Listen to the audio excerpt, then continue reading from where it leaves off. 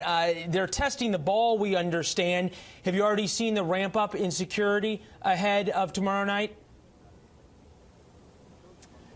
Hey, Leland, well, that's right. Look, they just tested the big ball behind me. If you can take a look at it right there, there it is. There's the big switch that'll cause that ball to go up. It takes about 2 minutes for the ball to rise, and then it will drop at 11:59 p.m. on New Year's Eve night. Of course, it'll take a full minute for it to fall, and then 2018 will be here. Now, this crystal ball behind me has over 2,600 crystal Waterford triangles that are specifically made for this ball. It is literally 6 tons is how big this ball is, 12 feet in diameter. And look, they've been doing this type of Times Square celebration for over 130. This will be 114 years now. It used to be an iron and wood ball, made and just weighed about 100 pounds or so, 700 pounds or so. But obviously, it is what it is now. So a beautiful ball that'll drop in Times Square, and they've been testing it because, of course, the entire world will be watching this. 1 billion people will be watching this on TV to bring in 2018.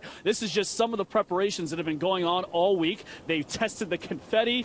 Some 25 billion pieces of confetti will fall on over 1 million people here in Times Square. They've brought in the numbers and turned on the lights on the big numbers, the 2018 numbers. They've also had Good Riddance Day, where people wrote some of their worst memories of 2017 and shredded them as they move forward to hopefully a better 2018. And on top of all of that, security is on the mind of everyone. Obviously, 2 terror attacks over the last 2 months here in New York City. So obviously, security is expected to be and will be tighter than it's ever been for this event. Vapor wake dogs will be sniffing out for bombs in the air and on people. There will be police officers and observation sniper teams all in the hotels and office towers overlooking Times Square. That in response to the Las Vegas shooting, obviously the worst in U.S. history. Everyone in Times Square will be checked at least twice while they're held up in these pens in this frigid weather. And on top of that, it's not just here in New York City. Las Vegas as well is upped up their security given the shooting that happened on October 1st there.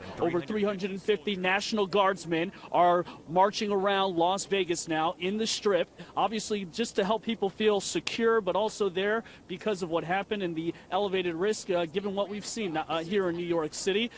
So they've done that in Vegas as well. And, Boston and Philadelphia, San Francisco, all of these cities have upped up their security with extra sniper and observation teams, as well as just extra police officers on the ground. But here, the test has happened. You see the big switch, the big ball. It is 12 feet wide and a beautiful ball indeed. And it is snowing. We're about 350 feet above the air. That ball rises all the way tall. Actually, Jimmy, if you can just go all the way up if you can, maybe.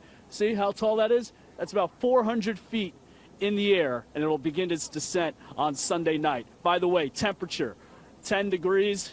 On Sunday night, it'll be the second coldest New Year's Eve in New York City history. We will be here for you, and so will over 1 million crazy people who decide to be out here for 10+ hours to watch the whole thing. You said crazy, not me, buddy. I'll give you dedicated over the past couple of days and for your work tomorrow night. Yeah. Keep it up and stay warm. Best to Jimmy and Tamara, who's out there with you as well.